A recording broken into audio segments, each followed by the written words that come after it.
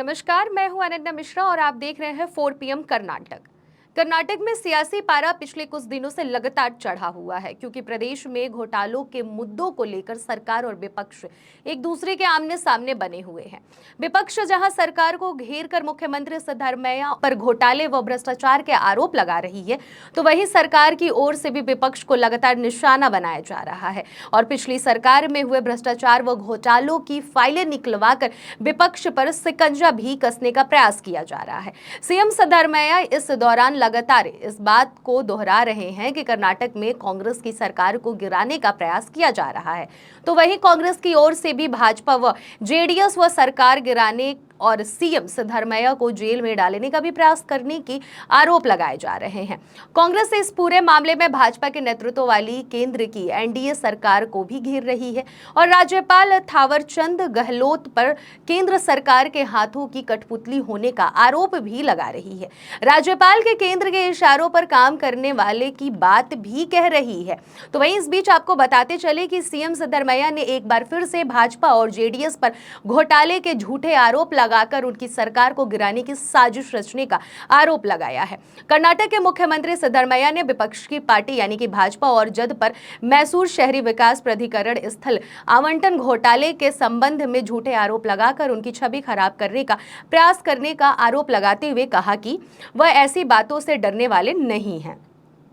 उन्होंने आगे ये भी कहा कि वह राजनीति और कानूनी दोनों तरह से आरोपों के खिलाफ लड़ेंगे। सीएम सिद्धरमैया ने आगे ये भी कहा कि वह विपक्षी नेताओं BS येदियुरप्पा, BY विजेंद्र और विधानसभा में विपक्ष के नेता R अशोक तथा अन्य उजागर करेंगे और उनका घोटालों का खुलासा भी करेंगे जिनमें वे कथित तौर पर शामिल हैं।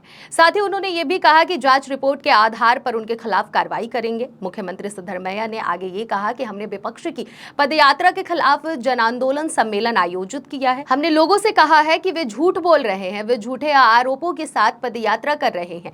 वे सिद्धरमैया की छवि एक बार फिर काला धब्बा लगाने की कोशिश कर रहे हैं। उनकी छवि पर भाजपा जेडीएस इस सरकार को हटाने की कोशिश कर रहे हैं जो लोगों के आशीर्वाद से सत्ता में आई है।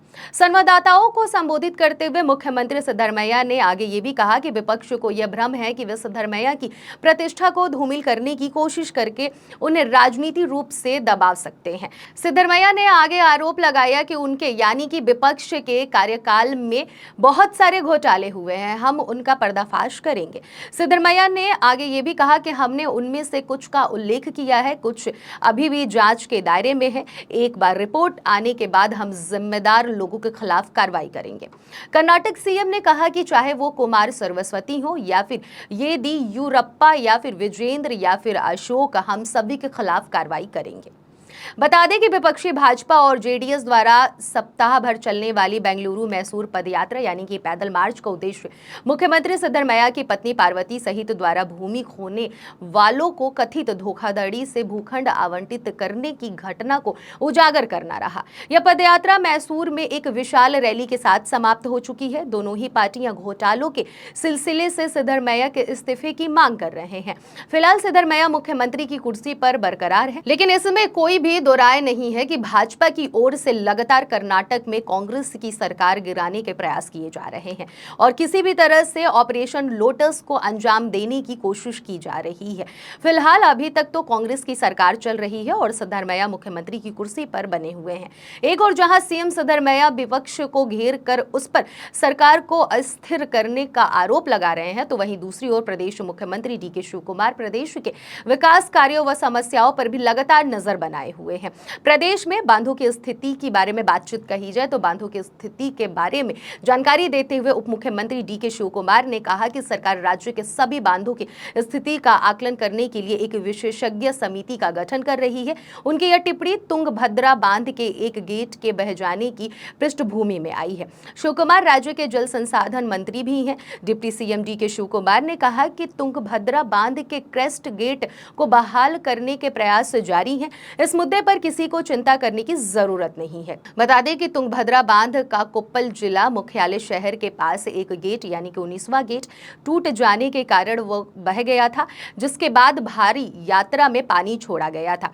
निचले इलाकों को अलर्ट पर रखा गया था। शिव कुमार ने आगे कहा कि कल मैंने तुंगभद्रा बांध का दौरा किया और तत्काल कार्रवाई की। मैंने ठेकेदारों से बातचीत कर ली है और हमने डिजाइन भेज दिया है। 4 से 5 दिनों में हम इसे दुरुस्त करने की कोशिश करेंगे। हम अपने किसानों के लिए कम से कम एक फसल को बचाना चाहते हैं। हम इसके लिए सभी जरूरी उपाय अपनाएंगे। वहीं उन्होंने ये भी कहा कि मुख्यमंत्री भी वहां का दौरा कर रहे हैं। मैंने एक तकनीकी टीम के साथ भी चर्चा की है। पत्रकारों के साथ बातचीत में उप मुख्यमंत्री ने कहा कि मैं इस बात से इनकार नहीं कर रहा हूं कि यह खतरा नहीं था। 70 वर्षों में ऐसा पहली बार हुआ है, लेकिन किसानों सहित किसी को भी चिंता करने की जरूरत नहीं है। उन्होंने कहा कि हम सभी बांधों की सुरक्षा के लिए एक समिति बनाएंगे और उन्हें सभी बांधों में भेजेंगे। कुछ दिनों में एक विशेषज्ञ समिति का गठन किया जाएगा। उससे सभी बांधों का दौरा करने और आकलन के बाद रिपोर्ट पेश करने के लिए कहा जाएगा।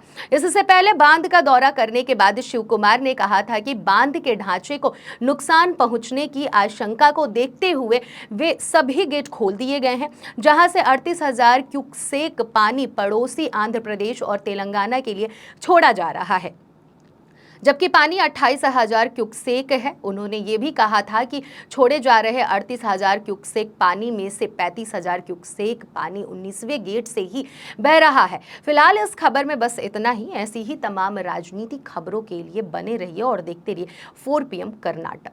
धन्यवाद।